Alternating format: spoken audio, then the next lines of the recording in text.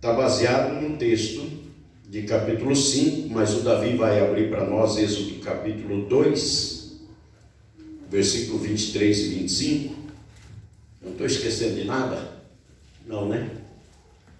E Êxodo capítulo 2, versículo 23 e 25. O tema pode parecer assim um pouco estranho, mas é isso que nós precisamos compreender como cristão, porque nós desde que nascemos, toda vez que a gente chorava era acalentado, tapinha nas costas, mamãe pegava no colo, tapinha nas costas, chorava, era uma madeirinha, e nós crescemos.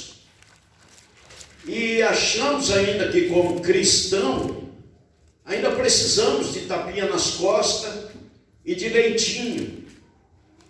E o apóstolo Paulo, quando ele escreve aos Coríntios, ele vai dizer: olha, eu ainda não posso dar a vocês um alimento sólido, porque vocês ainda são crianças.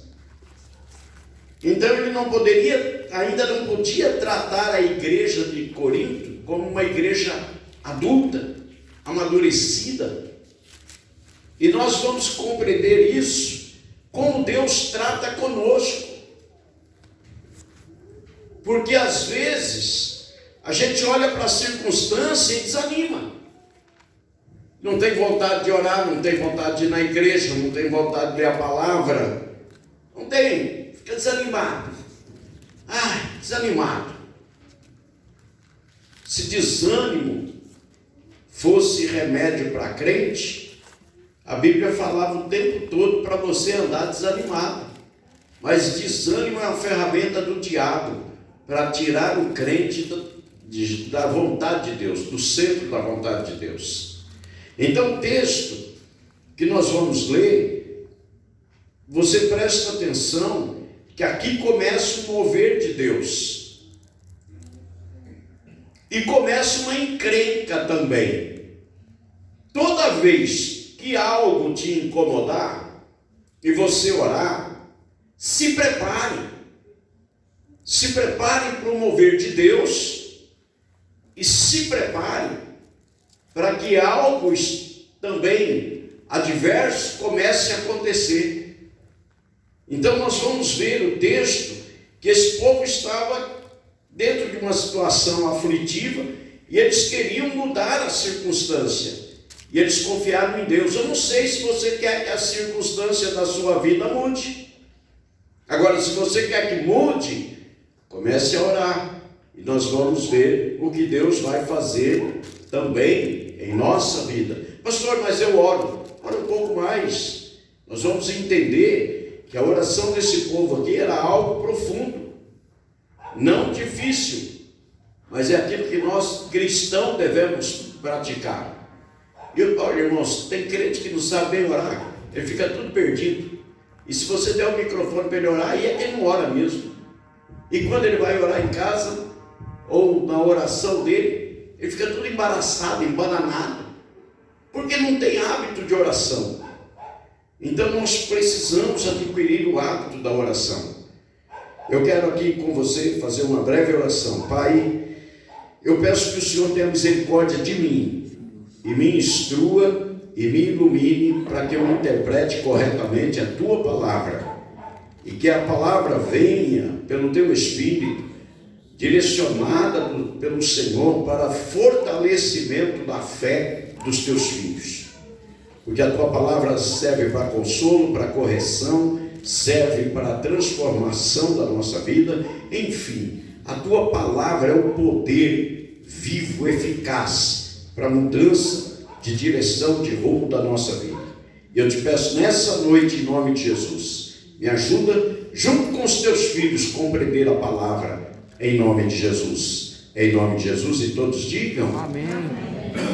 Queridos, o texto de Êxodo 23, 25, vai dizer aqui para nós, o título na minha Bíblia, tem um título aí que diz a morte do rei do Egito. Ou seja, aqui começa um problema, porque José foi conhecido durante 150 anos no Egito. Mesmo depois da sua morte, os feitos de José foram conhecidos. E o povo hebreu viveu em paz dentro do Egito por causa do que foi José no reinado, no governo do Egito. Agora, uma coisa nós precisamos entender, que às vezes Deus nos tira da área de conforto. Deus dá um chacoalho, dá uma balançada na gente, para que a gente se apavore ou se assombre, ou mesmo se aflija e clame por Ele. O povo está tranquilo, está lá no Egito, assim estávamos nós no mundo, na cachaça, na bebedeira, fumando, sei lá eu, quantos vícios, quantos erros, quantas coisas.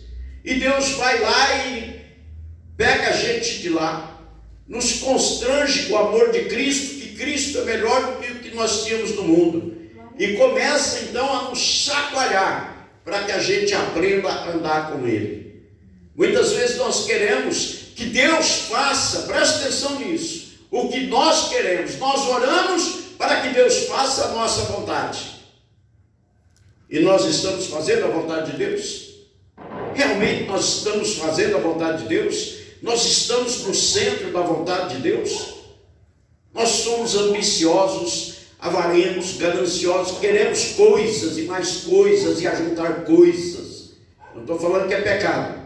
É pecado quando é fora do limite, quando se causa prejuízo a alguém para ter as coisas. Mas quando é dentro do trabalho, com dignidade, eu não estou falando que isso é pecado. Mas nós somos avarentos por coisa, guardar, comprar, juntar, ter, consumistas.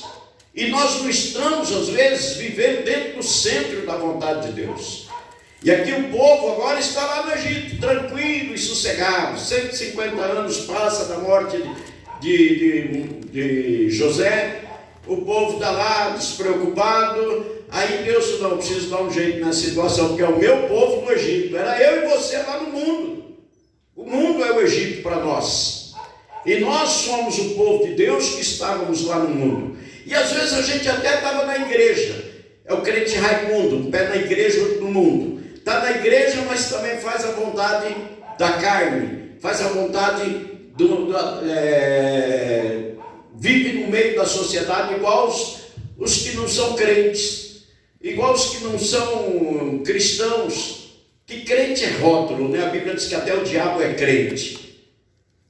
Agora, estamos na igreja, dizemos que somos cristãos e vivemos como também vivem os outros. É isso que nós vamos pensar, porque o céu não é para os outros, o céu é para os cristãos, aqueles que verdadeiramente submeteram a sua vida a Cristo, lavaram as suas vestes no sangue derramado da cruz, e hoje são obedientes, fiéis e leais ao seu Senhor.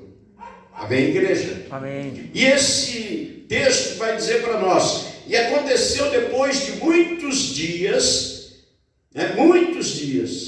morrendo o rei do Egito, que os filhos de Israel suspiraram por causa da servidão e clamaram, e o seu clamor subiu a Deus por causa da sua servidão. Tem hora, você vai entender isso, que você ora por uma causa e a causa não se resolve, ela leva um tempo para ter solução, e enquanto ela não se resolve, as coisas ainda pioram. Então nós precisamos olhar para o texto. Depois de muitos dias, depois de muitos destes dias morrendo o rei do Egito, os filhos de Israel suspiraram por causa da servidão e clamaram. Servidão, escravidão. O que é suspirar? Já viu quando você está cansado, quando você está fadigado, você tem sofrido, passado por adversidades, por algum momento estressante, que você pare, meu Deus, está difícil, me ajuda. E você suspirar. A opressão, o momento difícil que eles estavam vivendo. E agora, esse povo, na outra tradução, na Nova Bíblia Viva, diz que esse povo gemeu. Sabe o que é gemer? Gemer quando você está passando por um momento tão aflitivo, que você já não tem mais palavra, e você chega diante de Deus e chora. Chora porque você já não tem mais o que dizer. Gemindo. Não aguento mais, Senhor, tem misericórdia. E é isso que nós temos que fazer por nós, pela nossa alma, pela nossa salvação, pela nossa família, por tudo que ansiamos de Deus. Gemidos, pranto, choro. Deus não se comove por choro, ele age pela fé, mas ele olha para o gemido, para o pranto, para a aflição do seu povo. Chama a atenção de Deus, porque só geme diante de Deus, só chora diante de Deus quem tem fé. Tem gente que chora porque tem um parente doente, chora porque tem um parente preso, chora porque tem um problema, chora porque queria comprar alguma coisa e não pode, chora porque perdeu alguma coisa, mas não chora pelos seus pecados, pela sua fraqueza, não chora pela salvação da sua família. E aqui eles estão oprimidos, são escravos no Egito, e por causa da escravidão, por causa do sofrimento, veio o gemido, veio o choro, veio a lágrima, veio o não aguento mais essa vida aqui no Egito. E aí então, no versículo, na sequência do versículo, dizia: o seu clamor subiu por causa da sua servidão. O clamor por causa da servidão. Tem alguma coisa te incomodando? Tem algo que faz você sofrer? Eu, pastor, estou sendo humilhado. Aí já não aguento mais ser humilhado. Vai, se converte, vai. Se converte. Que Jesus foi humilhado por nós e pregado em uma cruz, sendo santo, filho de Deus sem pecado. Ai, pastor, você nem sabe o que estão fazendo comigo. O problema meu é fulano.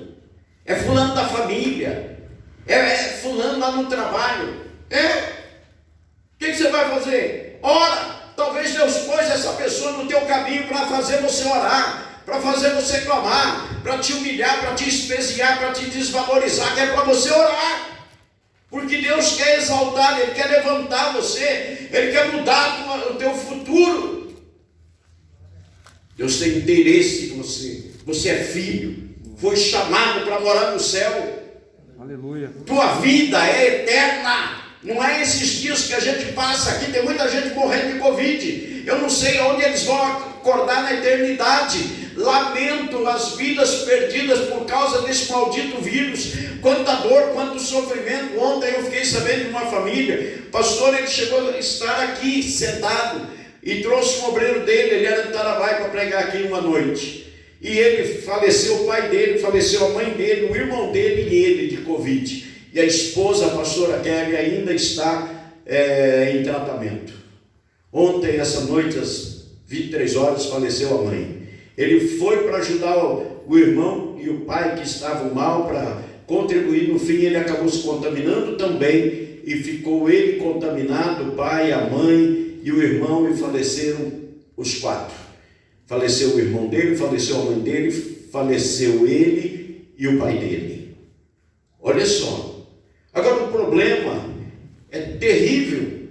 Olha o que essa enfermidade está fazendo, mas há um problema maior do que esse. Onde acordarão na eternidade, depois desta vida, aqueles que partiram para a eternidade? Tanto de Covid, quanto de câncer, quanto de infarto, quanto de AVC, enfim, de outras doenças. E nós estamos vivendo dias calmos, igual estava o povo no Egito. E aí Deus permite que Faraó, aquele que tinha o povo, aquele é o povo hebreu, não mexe com eles, que eles são da família de José. E Deus dá uma olhada e fala: meu povo no Egito eu não quero. Eles estão adquirindo costumes do Egito, eu tenho que tirá-los de lá. E Deus permite que morre o rei do Egito, para que então ele comece a permitir uma escravidão, permitir uma opressão sobre o povo para mudar de vida, para que houvesse uma mudança na vida do povo. Então o que é que nós precisamos entender? Que quanto pior, melhor para aquele que tem Cristo. Para quem está sem Cristo, pior é pior mesmo, irmãos.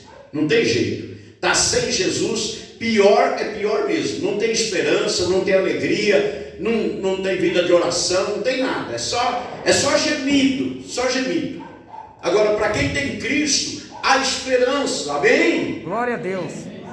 Para quem tem Cristo, tem mudança de vida, tem transformação de vida. Agora, eu não sei como está a sua vida com Cristo. Esse é o problema.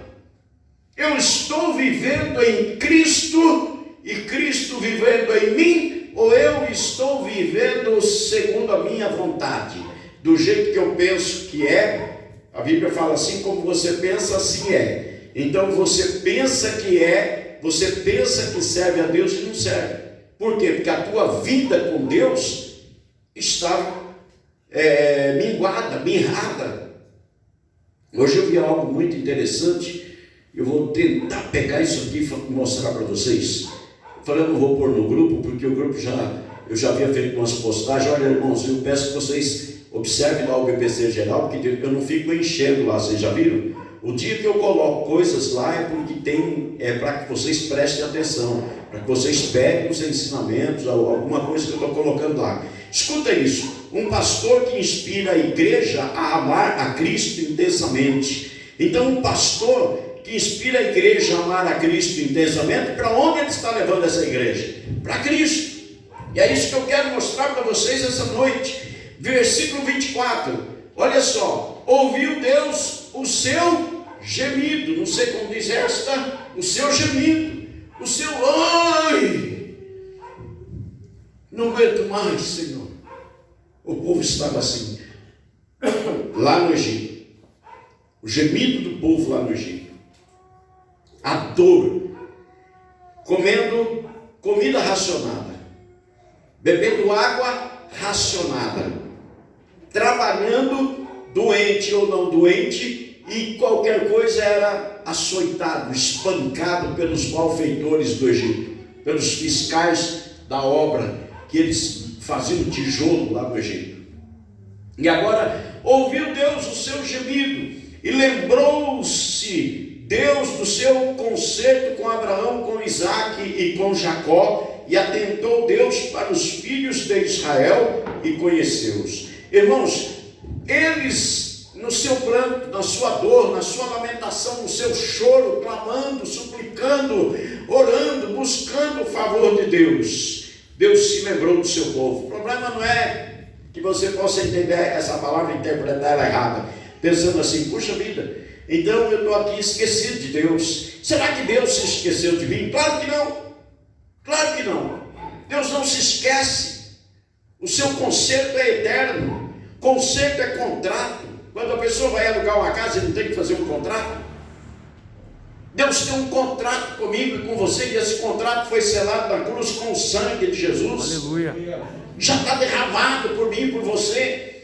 Romanos 5, a Bíblia diz que o amor de Deus está derramado em nossos corações e que Ele não traz confusão. Louvado. Crente não pode andar confuso. Será que Deus está me ajudando? Não está me ajudando? Deus está comigo? Não está comigo? Deus está me ouvindo? Não está me ouvindo? Isso aí não é coisa de cristão.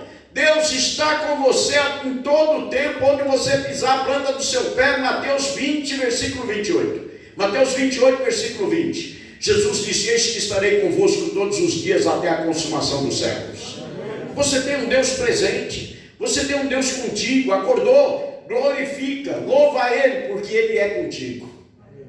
Vai dormir, faz uma análise do que você fez durante esse dia. Quem sabe você ofendeu alguém, maltratou alguém, pecou, cometeu algum agravo contra Deus. Faz uma análise, faz uma confissão de pecados, pede perdão a Deus. Toma uma atitude correta, porque se naquela noite Deus te chamar para a eternidade dormindo, como é que tu vai? E vai, não tem para onde correr, não adianta gritar: oh meu Deus, é o pastor, não é eu, não é você mesmo. O pastor não tem nada a ver com isso. Entendeu? Nós precisamos ter uma vida de relacionamento contínuo com Deus. E Deus, ouvindo o gemido do seu povo, lembrou-se. Lembrou-se do quê? Do concerto, do contrato, do acordo que ele tinha com Abraão, Isaque e Jacó. Tanto que Gênesis capítulo 3, o Senhor vai dizer para Abraão: Abraão, em ti serão benditas ou abençoadas todas as famílias da terra. Como que nós somos herança de Abraão? Através de Jesus Cristo. E como que nós estamos em Cristo? Quando estamos submissos à sua vontade. Olha, uma das coisas que eu acho importante, e olha, eu pego muita gente nisso. Mateus capítulo 11, versículo 30, 28, 29. Capítulo 11, versículo 28, 29, Jesus disse assim: aprendei de mim, que sou manso e humilde de coração, e encontrareis descanso para a vossa alma. Crente bravo não tem a natureza de Cristo, o Espírito Santo agindo nele, porque diz: olha, aprendei de mim, sou manso. Jesus carregou a pesada cruz, não abriu a sua boca, diante de Pilatos não abriu a sua boca, foi açoitado, não abriu a sua boca, e crucificado, não abriu a sua boca. Maltrataram ele e ele não reagiu. Se tiver alguém aqui que é bravo, essa noite você se conserta com Deus, porque o tempo nosso para a eternidade, o tempo nosso de vida na terra, não sabemos qual é, mas precisamos mudar de vida. Olha, lembrou-se Deus do conserto. Sabe o que é lembrar? É mudar de atitude. Deus, nós não, eu me esqueci lá em casa. Eu ia levar para você e esqueci. Levei o teu puer. Faz 6 meses que está lá, não viu mais a pessoa, não lembrou. Quando viu a pessoa, falou: não tem teu celular na minha casa. Esse é o ser humano. Deus não. Deus não. Né, irmã Edna? Lembrou aí, irmã Edna lembrou de alguém aí, que ela deixou, tá com o teu de alguém. Gente, presta atenção. Deus, ele mudou de atitude, porque ele permitiu o povo ficar no Egito até o tempo que ele quis. Ele permitiu a morte do faraó até o último que conheceu a história de José. Quando um faraó que não conhece a história mais de José, não sabe dos feitos de José, assume o comando, ele começa então a oprimir o povo. E o povo é oprimido a partir do ano 150 até 430, quando Deus tira eles de lá do Egito. Então, amados, o que nós precisamos entender dentro disso? Que Deus mudou de atitude. Ou seja, vocês estão aí, estava tudo bem, eu tirei a bondade, né? Recolhi a mão, deixei vocês serem oprimidos, passarem por aflição, passarem por dificuldade. Agora vocês têm gemido, têm chorado, têm clamado, e aí então isso desperta a Deus. Deus então é despertado. Ele estava dormindo, pastor? Claro que não. Foi chamado a atenção de Deus através do clamor dos seus filhos. E aí então, queridos, Deus se lembra, ou seja, Deus vai tomar uma atitude, porque ele disse: eu tenho um acordo com Abraão, com Isaque e com Jacó, e o meu povo está sofrendo, mas eu tenho uma promessa com eles. Porque essa promessa, irmãos, ela começa quando Abraão está lá na terra de Harã. Deus fala para ele: sai do meio da tua terra, da parentela, do meio do teu povo, e vai para uma terra que eu te mostrarei. E Abraão vai caminhando, e para aqui e para ali, vai na sua jornada. E um dia Deus fala para Abraão: Abraão, a terra que os teus pés pisaram, eu darei à tua descendência, porque ainda não se encheu a medida do amorreu, do jebuseu, do ferezeu, do eveu, do Eteu, enfim, de tudo quanto é eu, que estava ali na terra de Canaã. Aquela terra era para os filhos de Deus, e não para os povos que ali estavam, que adoravam as idolatrias, tinham lá o Baal como seu senhor. Então, amados, nesse tempo da vida do povo, no clamor, na súplica, no gemido, no choro, na lágrima, atentou Deus para os filhos de Israel e conheceu-os. Esse conheceu aqui, irmãos, Deus se atentou para o sofrimento do povo. Irmãos, se Deus se comovesse por lágrimas, ele socorria todo mundo. Deus se comove por uma oração cheia de fé, por um choro cheio de fé. Aquele povo era o dele. Estavam no Egito. Enquanto tudo estava bem, o povo não estava precisando de orar. Eles não oraram. Depois de muitos dias, que o versículo 23 vai dizer, morrendo o rei do Egito, os filhos de Israel gemendo, suspirando, sofrendo na escravidão, clamaram ao Senhor. Eu não sei o que é que você precisa mudar na tua vida, mas eu sei que Deus quer mudar o teu futuro. O teu presente hoje é resultado do teu passado. Então o que nós queríamos no passado, nós alcançamos hoje. E agora hoje nós vamos mudar o nosso futuro ou vamos continuar como ele está? Vamos permitir que a nossa vida seja sempre igual. Entra ano e sai ano a mesma coisa. Eu não estou falando de coisas materiais, de bens materiais, porque bens materiais não entram nem no caixão, nem na urna. E, inclusive hoje, infelizmente, as pessoas que têm os seus entes queridos recolhidos nessa pandemia, nem a urna, nem o caixão é visto, embalado e sepultado. Então o que nós precisamos entender? Que quando o seu povo clama, se levanta em oração e súplica, eu gosto de acompanhar lá, ver a Manu, o trabalho de oração aqui de meia dúzia de irmãs nas manhãs, meia dúzia, porque as outras parece que não tem ido lá. Uma tem um problema, outra tem outro problema, outra tem outro problema, outra tem outro problema. Eu não sei o que é que te impede de orar e quanto tempo você ora por dia, mas a falta de oração, ela também faz faltar o poder de Deus em nossa vida. Muita oração, muito poder. Pouca oração, pouco poder ou nenhum poder. E aqui, o texto, eu estou falando para as mulheres, mas serve para os homens também. Um homem que não ora, como é que é a vida desse homem? Vive na carnalidade ou na espiritualidade? Porque Paulo fala isso em 1 Coríntios capítulo 1, a partir do versículo 13 e 14, ele vai dizer ali dos crentes carnais, os espirituais e os normais, os naturais. Normal é aquela pessoa lá de fora, ele entra aqui na igreja, ele é uma pessoa normal, e ele se converte, ele continua normal. Ele não muda de vida, ele não toma atitude com a vida dele. Ele não compreende as coisas de Deus, o apóstolo Paulo vai dizer. O carnal, ele interpreta do jeito dele. Ele lê, não. Escuta, não, é do meu jeito. Esse é o carnal. O espiritual é aquele que discerne bem todas as coisas, versículo 15 de 1 Coríntios 1, e ele de ninguém é discernido. As pessoas não compreendem ele, porque ele compreende as coisas de Deus, a natureza de Deus age através dele. Ele olha numa situação adversa e diz, isso aqui pode mudar. Porque ele é espiritual, ele trabalha com Deus e Deus diz para ele, olha nisso aí. E olha o que aconteceu, a gente pega esse exemplo de Ezequiel. No vale de ossos secos, Ezequiel pode viver esses ossos? E ele diz, tu sabes, Senhor. Deus diz, profetiza. E vocês conhecem a história. Então, quando a gente trabalha com Deus, quando a gente é espiritual, Deus trabalha com a gente, você olha numa situação de morte e Deus diz para você, aí tem vida, porque da tua palavra vai gerar vida, da tua boca vai sair vida.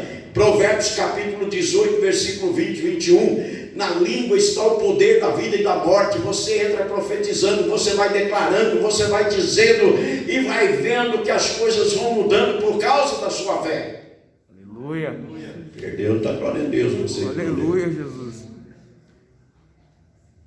Atentou Deus para os filhos de Israel e conheceu-os, ou seja, o clamor deles, a aflição deles, a oração, a súplica, o gemido, o choro, chamou a atenção de Deus para o sofrimento dele.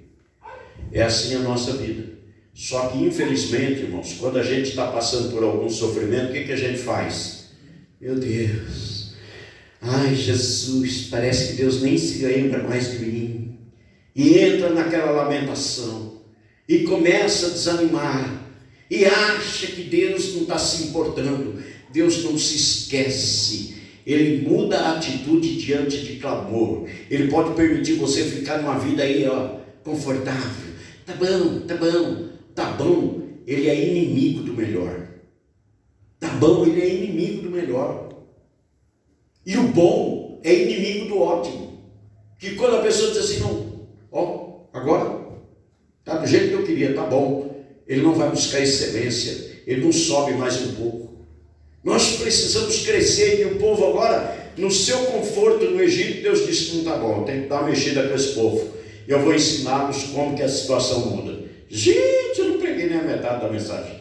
Vamos agora para a segunda parte aqui. A falta de compreensão, capítulo 5 de Êxodo, versículo 20 e 23. Meu irmão, minha irmã que está aqui nessa noite, não vai dar para pregar tudo, eu glorifico a Deus. Se Deus me permitir eu estar com ela ainda no coração, eu prego outro dia essa mensagem. Se não, de repente Deus me dá uma outra revelação, eu entro por outro caminho. Agora, preste atenção no texto. A falta de compreensão gera uma encrenca. Às vezes você não entende que Deus está fazendo algo na tua vida através de alguém. E você começa a criticar esse alguém. Você começa a falar desse alguém. Você começa a arrumar problema com esse alguém. Eu não sei. É você que tem que analisar a palavra diante de Deus. Eu não convivo com os irmãos dia e noite. E olha, não vou muito na casa de vocês. E até bom, quando eu estou pregando uma mensagem dessa, eu conhecer pouco. Porque eu tenho oportunidade de deixar o Espírito de Deus tratar, e você vai dizer assim verdadeiramente, porque o pastor não sabia disso. Porque quando eu sei que algum problema que a pessoa me conta, o pastor estava falando isso porque eu falei para ele. E aqui então eu não sou mais profeta, eu sou um badana que estou aqui enchendo a cabeça de vocês. Não, pelo amor de Deus, vocês têm que entender que se eu interpretar a palavra de Deus errado, eu vou dar conta diante de Deus.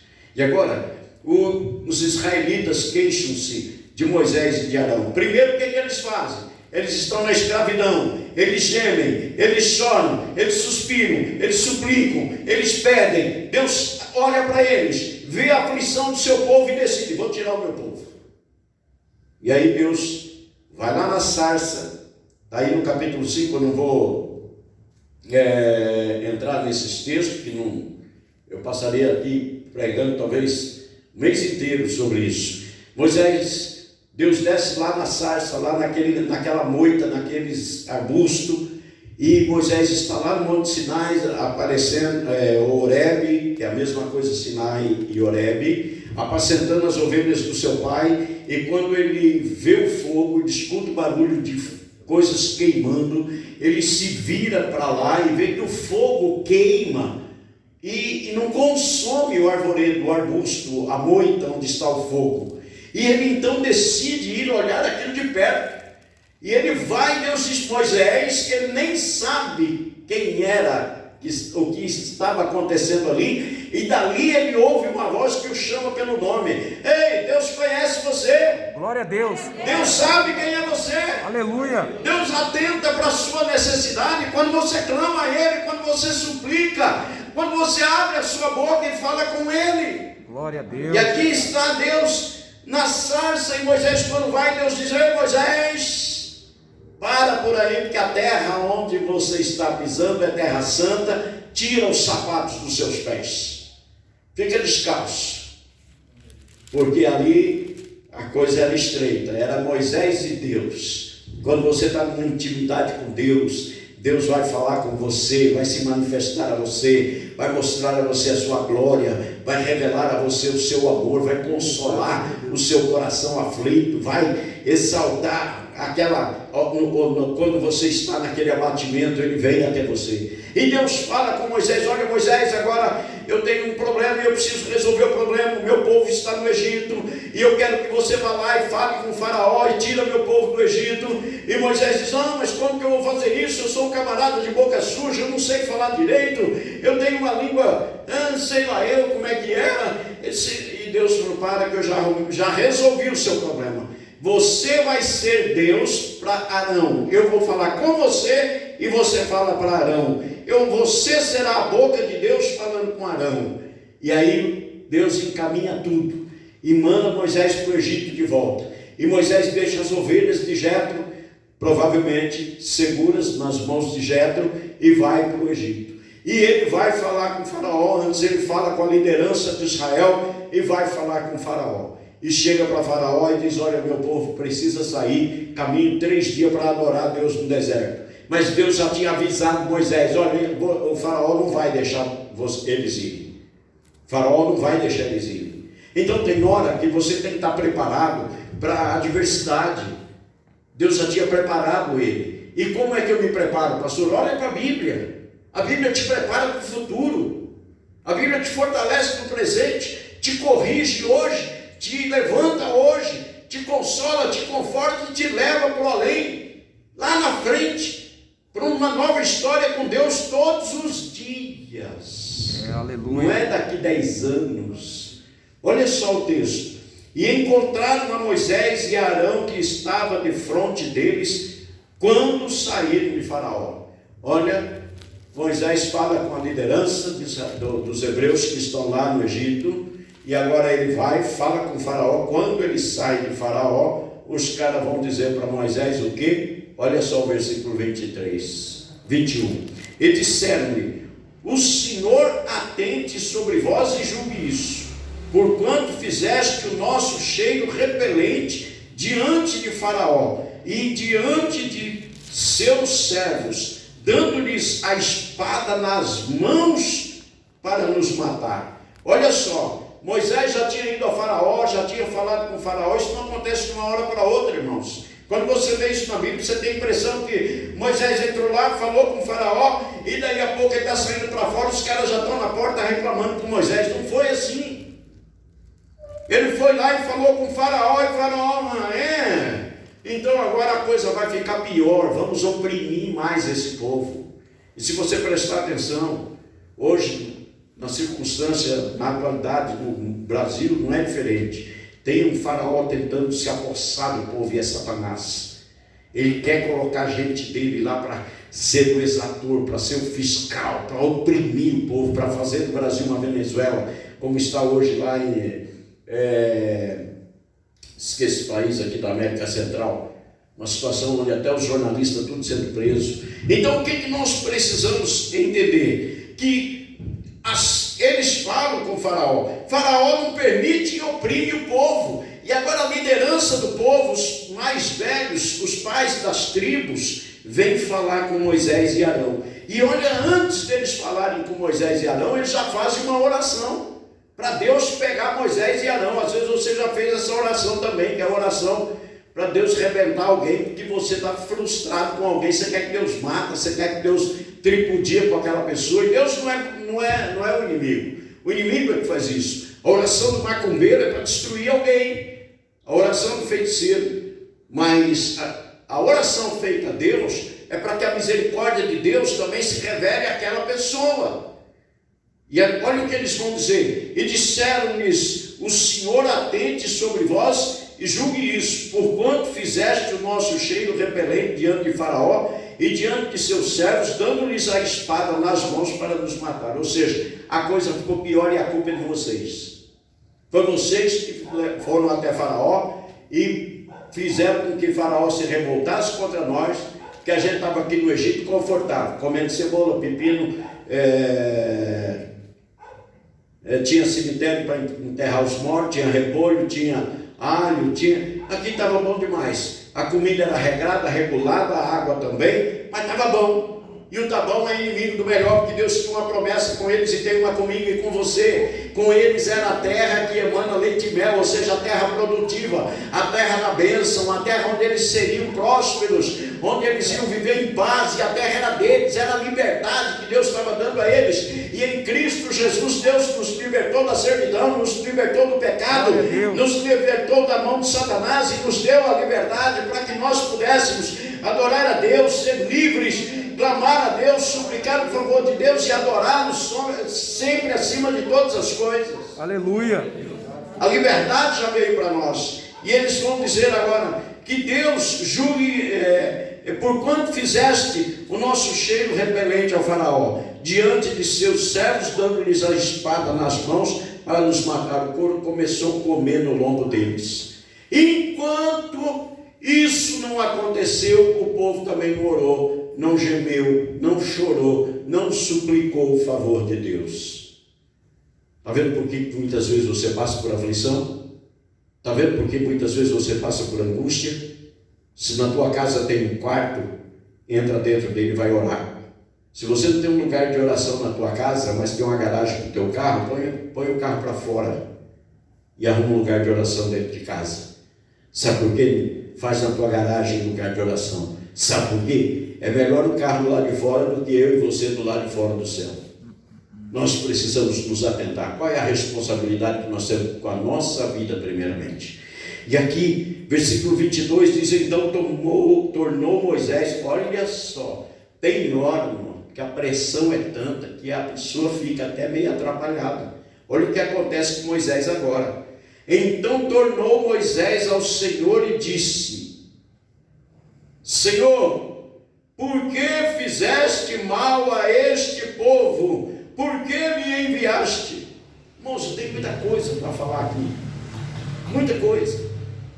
Não dá para fazer o que eu gostaria de fazer. Mas agora você pensa bem. O cara que está lá no Monte Sinai, vivendo muitos anos lá, apacentando ovelhas, está lá no deserto.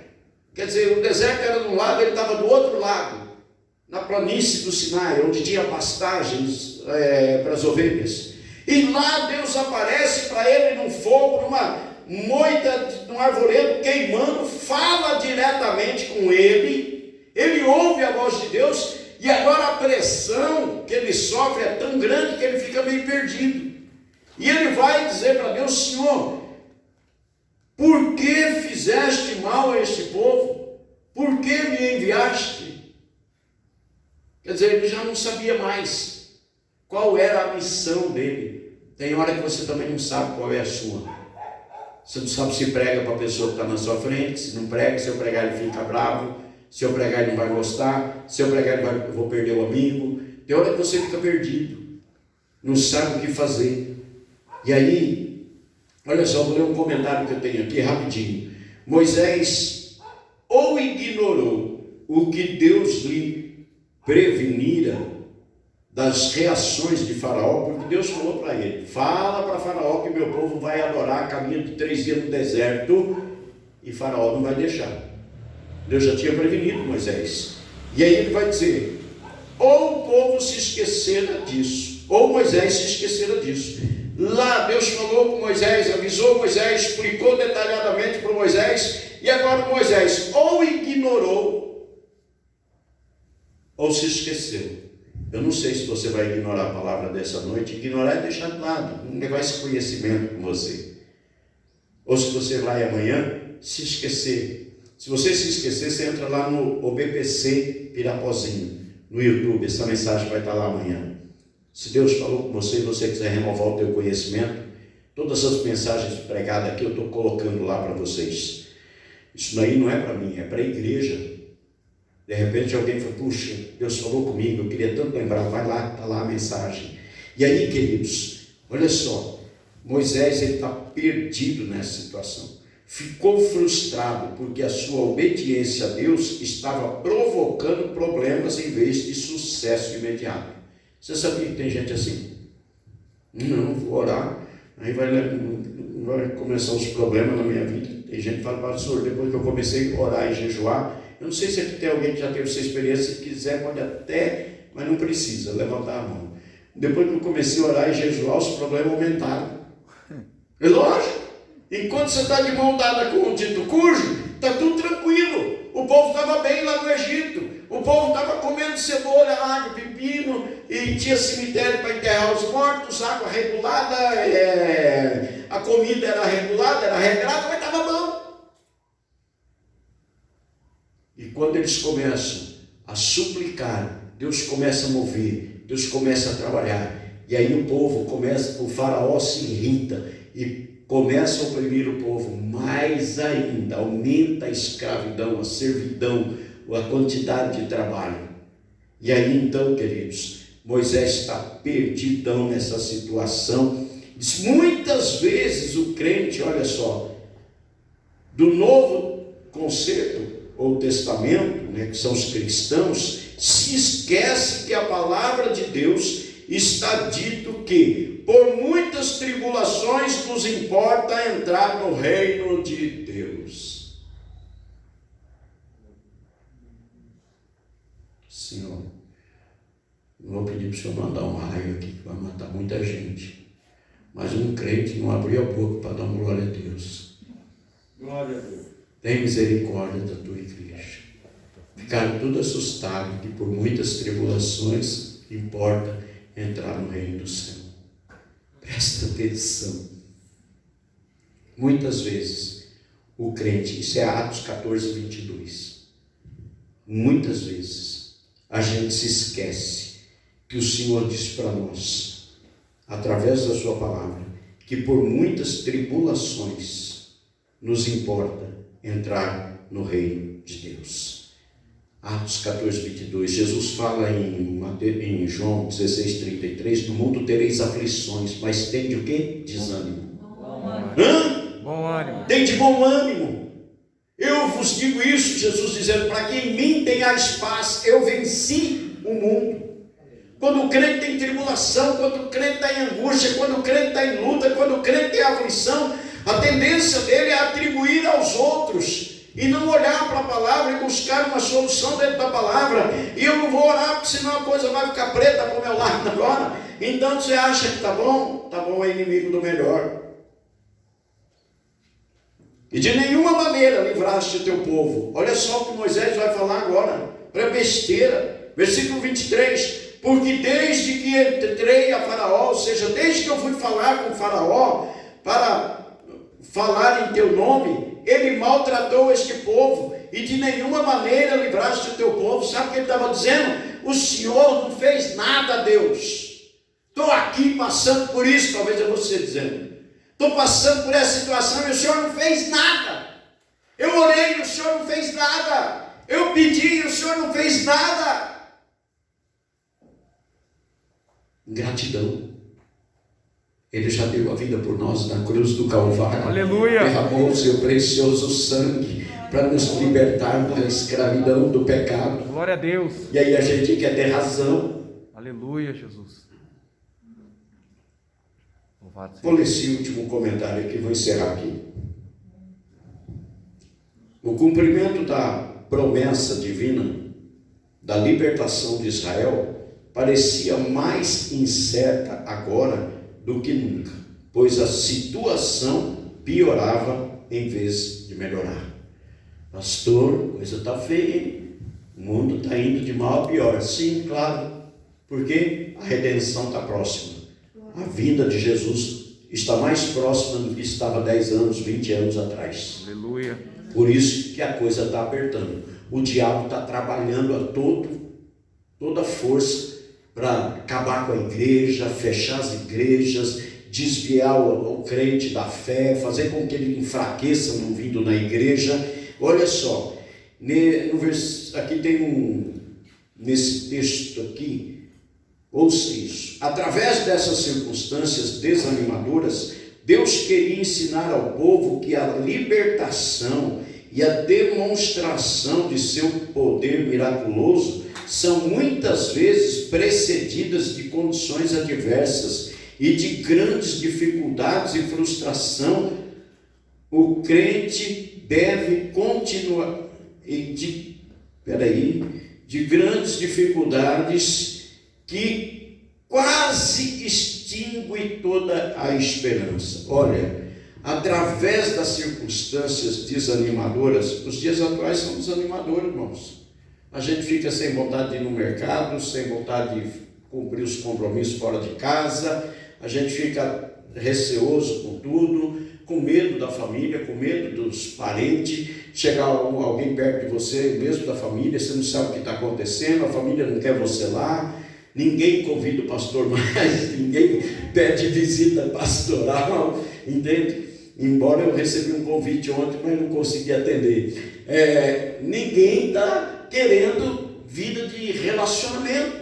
Gente próxima recebeu um convite hoje também, mas também não pude atender hoje. Graças a Deus por essas duas vidas preciosas que aqui estão entre vocês, que também são preciosas para mim. Irmãos, mas eu estou simplificando, que na verdade é isso que está acontecendo. Ninguém quer muita gente por perto.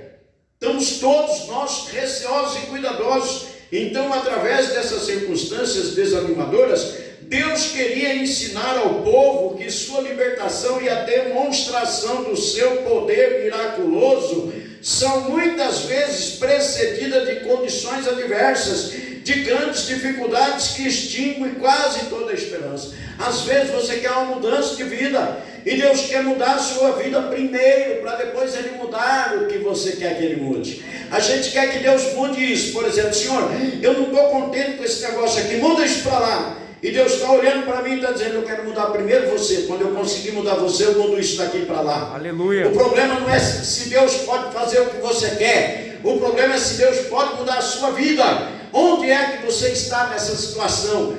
Primeiro eu tenho que entender o seguinte: Deus pode mudar a minha vida?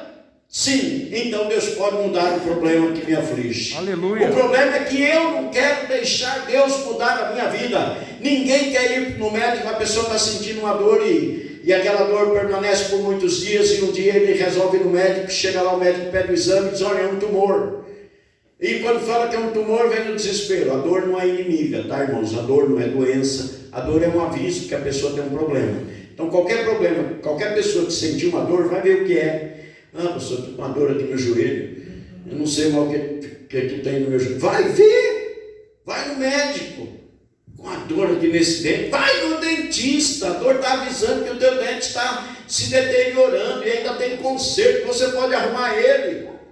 A dor não é a nossa inimiga, ela avisa que eu e você temos um inimigo. Então Deus permite o sofrimento, a angústia, a aflição, a dor, o desespero. E Moisés vai dizer para Deus: o Senhor não fez nada por esse povo. Até Moisés estava perdendo rumo, irmãos, por causa da opressão. Nós não estamos passando por isso.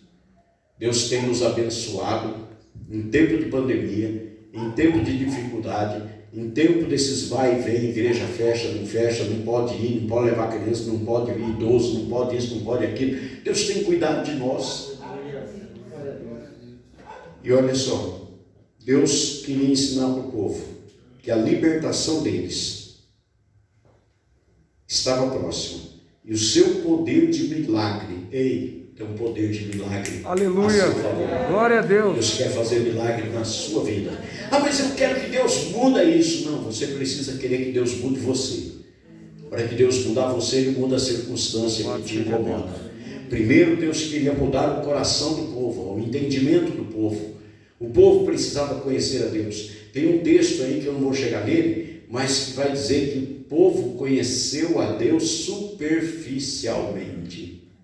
Sabe o que é conhecer a Deus superficialmente? Aquele crente, meia boca, mais ou menos.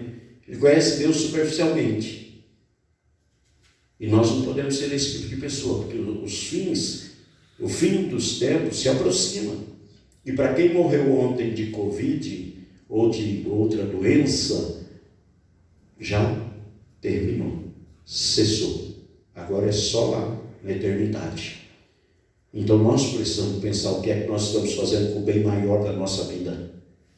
A minha alma, a sua alma, a tua vida é o bem maior que você tem. Depois vem tudo que é seu, queridos. E aí ele vai dizer que Deus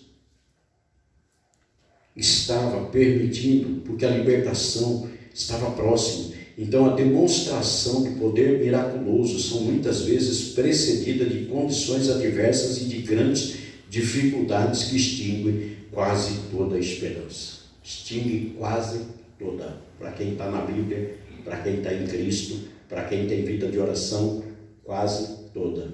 Para quem meia boca, hora que o vento sopra, não vou mais na igreja não, parece que minha vida agora ficou pior. E aí cai no mundo.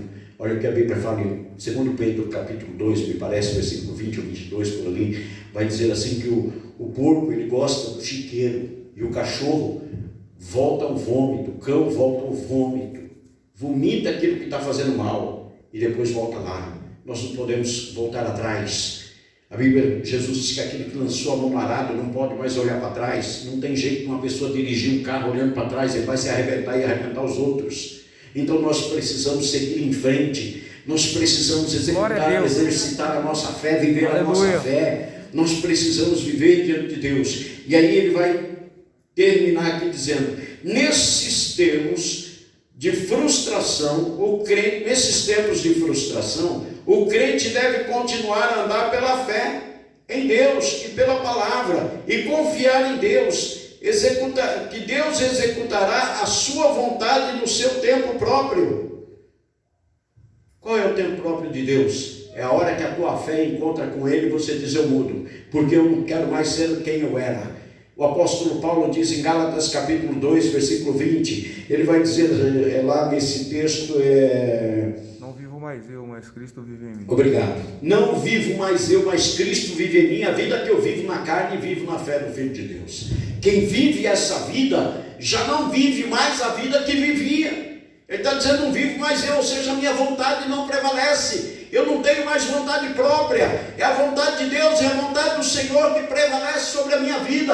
Eu não estou aqui para fazer o que eu quero, mas para fazer o que Deus quer. Glória a Deus. E Deus tem a vontade dele para a sua vida é governar e dirigir a minha e a sua vida através do Espírito Santo. O povo estava lá, sossegado. Deus permite a opressão, a dor, o desespero, a aflição. E aí Deus então começa a trabalhar para tirar o povo de lá, para fazer a vontade dele na vida do povo, em todas essas adversidades. Mas Deus estava no comando, trabalhando, e Deus tira seu povo vitoriosamente. E eu vi um pastor dizendo que quando Deus tirou o povo do Egito, Deus fez o Egito pagar ao povo todos os anos de escravidão do povo no Egito, com joias, ouro, coisas preciosas, roupas e tudo que era de valor. A Bíblia diz que eles despojaram o Egito. Sabe o que aconteceu? Eles receberam o acerto de conta com 13º, com fundo de garantia, com tudo que eles tinham direito. Deus tirou o povo do Egito carregado de riquezas. Aleluia. Sabe por quê? Porque Deus ama você, ama o seu povo, Deus nunca desampara.